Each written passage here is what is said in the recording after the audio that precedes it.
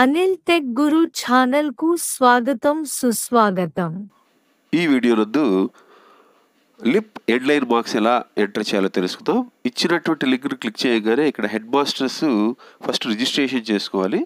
So sign in అనే చోట click చేసి మొదట వారికి సంబంధించినటువంటి పేరు, తర్వాత వారికి సంబంధించినటువంటి డిజిగ్నేషన్ యాజ్ యూజువల్గా హెడ్ మాస్టర్ అని ఇచ్చేస్తారు.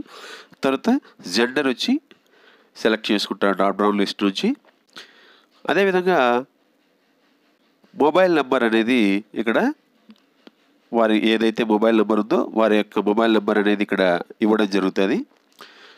మొబైల్ నెంబర్ ఇచ్చిన తర్వాత వారికి సంబంధించినటువంటి ఈమెయిల్ ఐడి. సో ఇక్కడ గమనించాల్సింది ఏంటంటే ఇదివరకే ప్రధానోపాధ్యాయులు గారు ఒక రిజిస్ట్రేషన్ చేస్తున్నారు, దాన్ని అబ్జర్వర్ లాగిన్ అంటారు. ఇక్కడ హెడ్ మాస్టర్గా రిజిస్ట్రేషన్ చేసుకుంటున్నారు అనమాట, అది గుర్తుంచుకోవాలి. సో ఇక్కడ ఈమెయిల్ ఐడి ఇచ్చేస్తాం. సో మొదట వారి పేరు, డిజిగ్నేషను, జెండరు, తర్వాత మొబైల్ నెంబర్, తర్వాత ఈమెయిల్ ఐడి. తర్వాత ఈ ఈమెయిల్ ఐడి ఇచ్చిన తర్వాత పాస్వర్డ్, ఏదైతే పాస్వర్డ్ మనం సెట్ చేసుకోవాలనుకున్నామో కేస్ సెన్సిటివ్గా పాస్వర్డ్ అనేది ఇక్కడ సెట్ చేసుకుంటాం. లేదు జనరల్గా మనకు సంబంధించి ఈ పాస్వర్డ్ మర్చిపోకుండా ఉండాలంటే మన బయోమెట్రిక్ సంబంధించినటువంటి పాస్వర్డ్ అయినా ఇక్కడ ఇచ్చుకోవచ్చు. ఎందుకంటే కేస్ సెన్సిటివ్గా ఉంటుంది, ఆల్ఫా న్యూమరిక్గా ఇక్కడ ఉంటుంది కాబట్టి. సో అదే పాస్వర్డ్ ఇక్కడ మనము ఇచ్చుకోవడానికి అనుకూలం ఉందన్నమాట. సో తర్వాత డిస్ట్రిక్ట్ సెలెక్ట్ చేసుకుంటాం, మనం వర్క్ చేస్తున్నటువంటి మండల్ సెలెక్ట్ చేసుకుంటాం, మనకు సంబంధించినటువంటి పాఠశాలను సెలెక్ట్ చేసుకుంటాం. సో తర్వాత సబ్మిట్ అని క్లిక్ చేసిన వెంటనే మనకు సంబంధించినటువంటి రిజిస్ట్రేషన్ ప్రాసెస్ కంప్లీట్ అయిపోయి సక్సెస్ఫుల్లీ యూ హ్యావ్ రిజిస్టర్డ్ అని చెప్పి మనకి ఈ విధంగా గ్రీన్ కలర్లో మెసేజ్ రావడం జరుగుతుంది. సో వన్స్ రిజిస్టర్ అయిన తర్వాత ఏదైతే మనం మొబైల్ నెంబర్ ఇచ్చామో, ఈమెయిల్ ఐడి ఇచ్చామో, ఆ ఈమెయిల్ ఐడి తర్వాత మనం సెట్ చేసుకున్నటువంటి పాస్వర్డ్, సో ఈ రెండింటి ద్వారానే మనము లాగిన్ కావడం జరుగుతుంది. సో మనం ఇచ్చినటువంటి ఈమెయిల్ ఐడి ఇక్కడ టైప్ చేస్తాం యూజర్ నేమ్ కింద, అలాగే పాస్వర్డ్ కింద మనం ఏదైతే ఇందాక పాస్వర్డ్ సెట్ చేసుకున్నామో ఆ పాస్వర్డ్ ఇచ్చి మనము ఇక్కడ లాగిన్ క్రెడెన్షియల్గా తీసుకుంటాం. లాగిన్ అయిన వెంటనే రైట్ సైడ్ అప్లో టాప్లో 3 లైన్స్ ఉన్నాయి, వాటిని క్లిక్ చేసినట్టయితే మనకి ఎండ్ లైన్ అనేటువంటిది కనిపిస్తుంది. సో ఎండ్ లైన్ తీసుకొని select subject, so first click చేసి సెలెక్ట్ సబ్జెక్ట్ అనేది తీసుకొని మనకు సంబంధించినటువంటి సబ్జెక్ట్, ఏ సబ్జెక్ట్కి అయితే మార్క్స్ హెడ్లైన్ మార్క్స్ ఎంటర్ చేయాలనుకుంటున్నాం ఆ సబ్జెక్ట్ సెలెక్ట్ చేసుకుంటాం.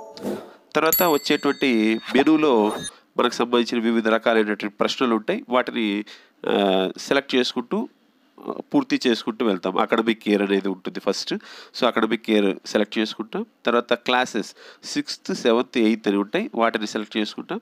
తర్వాత సెక్షన్, తర్వాత ఏ మాసంలో హెడ్లైన్ నిర్వహించారో ఆ మాసాన్ని సెలెక్ట్ చేసుకుంటాం. తర్వాత టోటల్ నెంబర్ ఆఫ్ స్టూడెంట్స్ అని కానీ ఈ విధంగా మనము సెలెక్ట్ చేసుకుంటూ వెళ్ళడం జరుగుతుందన్నమాట. సో ఇక్కడ ఒక ఎంట్రీని చూద్దాం. సో సెక్షన్ ఏ, సో తర్వాత ఏప్రిల్లో ఎంటర్ చేస్తున్నాం.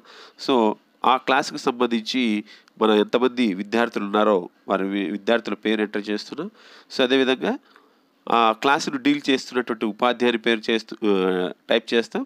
తర్వాత వచ్చేటువంటి కాంపిటెన్సీ వైజ్ బేస్ లైన్లో ఎంతమంది ఒక కాంపిటెన్సీలో ఉన్నారు, తర్వాత ఎండ్ లైన్లో ఆ కాంపిటెన్సీలో ఎంతమంది ఉన్నారు అనేది మనం ఇచ్చినటువంటి వివరాల వారీగా రీడింగ్ కాంపిటెన్సీ, రైటింగ్, ప్రీ రిక్విజైట్స్ ఇలాగా ప్రతి ఒక్క సంబంధించినటువంటి కాలంను ఫిలప్ చేసి చివరిలో ఉన్నటువంటి ఆరెంజ్ కలర్లో ఉన్నటువంటి సబ్మిట్ అనేటువంటి బటన్ క్లిక్ చేసినట్టయితే మనం హెడ్లైన్ ప్రాసెస్ అనేది మార్క్స్ అనేది పూర్తిగా ఎంటర్ చేసినట్టు అవుతుంది అనమాట.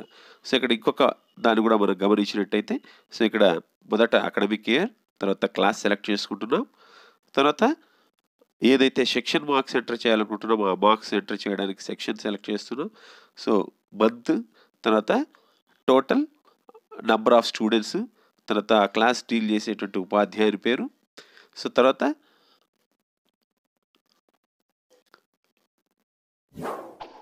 కాంపిటెన్సీ వారీగా బేస్ లైన్లో, తర్వాత ఎండ్ లైన్లో ఈ విధంగా మార్క్స్ను మనము ఎంటర్ చేయడానికి అవకాశం అనేది ఉందన్నమాట. సో మరి మన జిల్లా అనేది ఈ అంశంలో కాస్త వెనుకబడి ఉంది కాబట్టి ప్రతి ఒక్క ప్రధానోపాధ్యాయులు గారు కూడా మీ పాఠశాలలో ఉన్నటువంటి ఉపాధ్యాయులకు సంబంధించిన ఎండ్ లైన్ మార్క్స్ను ఈ విధంగా ఎంటర్ చేస్తారని భావిస్తాం. Thank you.